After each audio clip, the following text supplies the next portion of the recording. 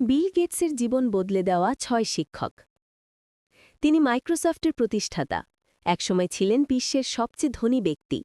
তবে এখন মানব কল্যাণমূলক কাজের জন্যই আলোচিত বিল গেটস। যে শিক্ষকেরা তার জীবন গড়তে সাহায্য করেছেন, তাদের প্রতি কৃতজ্ঞতা জানিয়ে বিল গেটস একটি নিবন্ধ লিখেছেন গেটস নোটসে। আজ শিক্ষক দিবসে প্রকাশিত হল লেখাটির নির্বাচিত অংশের অনুবাদ। আমার সৌভাগ্য, এমন মা বাবার ঘরে জন্মেছি যারা আমার সাফল্যের জন্য সব করেছেন। এমন স্কুলে গিয়েছি যেখানে কম্পিউটার ব্যবহারের সুযোগ ছিল। এসব সৌভাগ্যই আমার ভবিষ্যৎ গড়তে সাহায্য করেছে। অবশ্য সমানভাবে গুরুত্বপূর্ণ কিংবা হয়তো সবচেয়ে গুরুত্বপূর্ণ ছিলেন সেই শিক্ষকেরা যাদের কাছ থেকে আমি শেখার সুযোগ পেয়েছি। প্রাথমিক বিদ্যালয় থেকে শুরু করে কলেজ পর্যন্ত এমন শিক্ষকেরা পেয়েছি যারা আমার ভেতরের সম্ভাবনাটা টের পেয়েছিলেন, যখন সেটা দুষ্টুমির আড়ালে চাপা ছিল।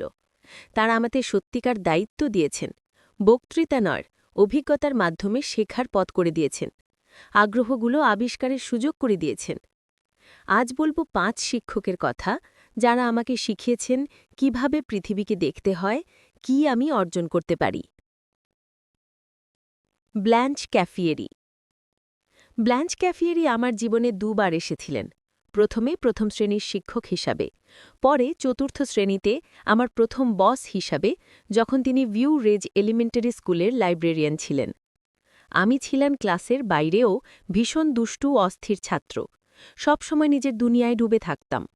বেশিরভাগ শিক্ষক আমাকে একটা সমস্যা হিসাবে দেখতেন, যেটা সমাধান করা দরকার। কিন্তু মিসেস ক্যাফিয়েরি আমাকে দেখেছিলেন সমস্যা সমাধানকারী হিসাবে। বাকিরা যখন বুঝতে পারছিলেন না কিভাবে আমাকে চ্যালেঞ্জ দেবেন, আমার শক্তিকে সঠিকভাবে কাজে লাগাবেন, তখন মিসেস ক্যাফিয়েরি আমাকে তার লাইব্রেরি সহকারী হিসাবে কাজ করার সুযোগ করে দিলেন। তিনি যখন আমাকে লাইব্রেরির হারিয়ে যাওয়া বইগুলো খুঁজে বের করার দায়িত্ব দিলেন, আমি বলেছিলাম, বুঝতে পারছি আপনার আসলে একজন গোয়েন্দা দরকার। সঙ্গে সঙ্গেই কাজে নেমে পড়লাম। শেলফ থেকে শেলফ ঘুরে বইগুলো খুঁজে বের করতে থাকলাম। আমার পরিবার যখন ঠিকানা বদল করল, তখন লাইব্রেরির কাজটা ছাড়তে হবে বলেই সবচেয়ে কষ্ট পেয়েছিলাম। বলেছিলাম, হারিয়ে যাওয়া বইগুলো আপনাকে কে খুঁজে দেবে? মিসেস ক্যাফিয়েরি বলেছিলেন, আমি নতুন স্কুলেও লাইব্রেরি সহকারী হতে পারি। তিনি বুঝেছিলেন আমাকে শুধু যে ব্যস্ত রাখা দরকার তা নয়, বরং আমি মূল্যায়ন চাই, সত্যিকার দায়িত্ব গ্রহণের সুযোগ নিতে চাই। পল স্টকলেন। অষ্টম শ্রেণীর গণিত ক্লাসে পল স্টকলিন আমার জীবনে গভীর পরিবর্তন এনেছিলেন দুভাবে, যদিও তখন সেটা বুঝিনি।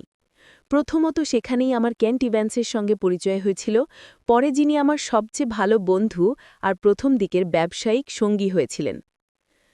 স্টকলিন স্যারের ক্লাসেই আমি প্রথম টেলিটাইপ মেশিন দেখি। এক সকালে তিনি আমাদের পুরো ক্লাসকে নিয়ে গেলেন ম্যাকঅ্যালিস্টার হাউসে। এই ভবনের ভিতর থেকেই অদ্ভুত একটা চাক চাক চাক শব্দ আসত। ঢুকে দেখলাম টাইপরাইটারের মতো একটা যন্ত্র, কিন্তু পাশে টেলিফোন ডায়াল।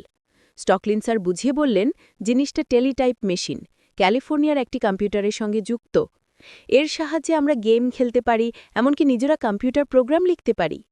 সেই মুহূর্তে আমার সামনে সম্পূর্ণ নতুন একটা জগতের দরজা খুলে গেল।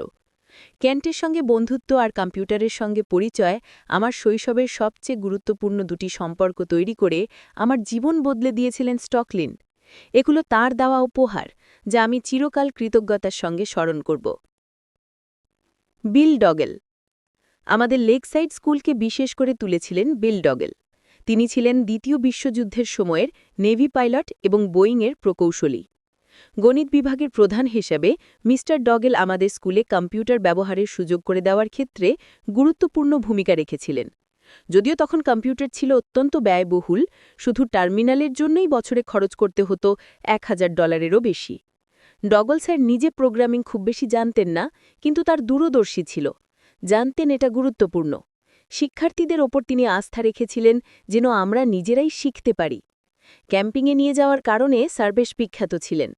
ক্যাম্পিং আমাদের শিখিয়েছিল দৃঢ়তা, দলবদ্ধতা আর সমস্যা সমাধানের দক্ষতা, যা কোনো ক্লাসরুমে শেখা যেত না। Fred right. কম্পিউটার রুমে ফ্রেড রাইট স্যারের প্রয়োজন খুব একটা অনুভব করিনি।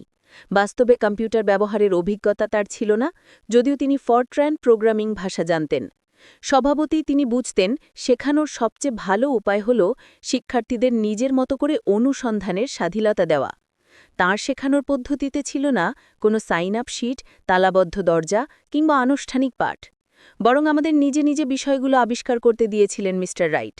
বিশ্বাস করেছিলেন তাঁর নির্দেশনা ছাড়াই আমরা সৃজনশীল হব। অনেক শিক্ষক কঠোর নিয়মকানুনের পক্ষে ছিলেন, কিন্তু মিস্টার রাইট শুধু মাঝে মাঝে কোনো ঝগড়া বা কারোর নতুন প্রোগ্রাম শোনার জন্য ক্লাসে ঢুঁক মারতেন। বেশিরভাগ সময় তিনি আমাদের স্বাধীনতাই দিতেন। ড্যানিয়েল মরিস ছিলেন সাধারণ উচ্চ বিদ্যালয়ের রসায়ন শিক্ষকদের থেকে একেবারেই ভিন্ন। ইয়েল ইউনিভার্সিটির পিএইচডিধারী, কারখানায় রসায়নবিদ হিসাবে কাজ করেছেন, সেই অভিজ্ঞতা তিনি ক্লাসে নিয়ে এসেছিলেন।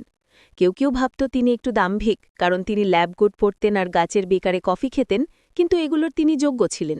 আমার চোখে তিনি বিশ্বের সেরা রসায়ন শিক্ষক। ড মরিস মুখস্থবিদ্যায় ভরা রসায়নকে সহজভাবে ব্যাখ্যা করতেন, জটিল প্রক্রিয়াগুলোকে সহজ করতেন দৈনন্দিন উদাহরণের মাধ্যমে, যেমন কেন সোডার বোতলের ঢাকনা লাগালে ভেতরের গ্যাস টিকে থাকে, অথবা কেন সুপারগ্লু এতটা আঠালো হয়। তাকে শিক্ষক হিসাবে পাওয়ার আগে বিজ্ঞানের বিষয়গুলো বাস্তব দিয়ে বোঝা বা বাস্তবে প্রয়োগ করার প্রতি আমার খুব একটা আগ্রহ ছিল না। তিনি আমাকে বাধ্য করেছিলেন ল্যাবে গিয়ে পরীক্ষা করতে। আজও আমি আমার বিজ্ঞানের প্রতি ভালোবাসার সূত্র তার সেই চাপের মধ্যে খুঁজে পাই, যা আমাকে সত্যিকার রসায়ন বুঝতে বাধ্য করেছিল। তার কারণেই আমি হার্ভার্ডে অর্গ্যানিক কেমিস্ট্রি পড়তে সিদ্ধান্ত নিয়েছিলাম। সেই কোর্সে আমি পেয়েছিলাম সি গ্রেড, যেটা আমার কলেজ জীবনের সবচেয়ে কম নম্বর ছিল। কিন্তু সেটা কখনো ড মরিসকে বলিনি। টম চিথাম। হার্ভার্ডের প্রফেসর টম চিথামের কাছে আমি কৃতজ্ঞ। তিনি আমাকে হাতে কলমে শেখার সুযোগ দিয়েছিলেন, কোথাও হস্তক্ষেপ করেননি। আমাকে PDP-10 কম্পিউটার ব্যবহারের সুযোগ দিয়েছিলেন, যদিও সাধারণত এই সুযোগ শুধু স্নাতকোত্তর ছাত্র বা অন্য প্রফেসরদের জন্যই বরাদ্দ ছিল। তখন হার্ভার্ডে এমনকি কম্পিউটার বিজ্ঞানের কোনো স্নাতক বিভাগও ছিল না। নিশ্চয়ই তিনি আমার মধ্যে কিছু একটা পেয়েছিলেন, আর সেটা পছন্দও করেছিলেন, হয়তো আমার প্রযুক্তিগত অভিজ্ঞতা, কিশোর সুলভ উচ্ছ্বাস, অথবা দুটোই। আমি যখন দ্বিতীয় বর্ষে আমার একটি প্রকৌশলীর ইন্ডিপেন্ডেন্ট স্টাডি প্রজেক্টের উপদেষ্টা হতে রাজি হয়েছিলেন, তখন আমি একটি কম্পিউটারাইজড বেসবল গেম তৈরি করছিলাম। মনে হয় না আমি কোনোদিন আমার শিক্ষকদের যথাযথভাবে ধন্যবাদ জানিয়েছি। প্রফেসর চিথাম সহ অনেক শিক্ষকই আমার ভেতরে কিছু একটা দেখেছিলেন, যা আমি নিজেও সবসময় দেখতে পেতাম না। একজন উজ্জ্বল শিক্ষক, একটি বিস্ময়কর ক্লাসই মানুষের জীবন বদলে দেওয়ায় যথেষ্ট। আমি ভীষণ ভাগ্যবান এবং কৃতজ্ঞ যে আমি অনেকজনকে পেয়েছি।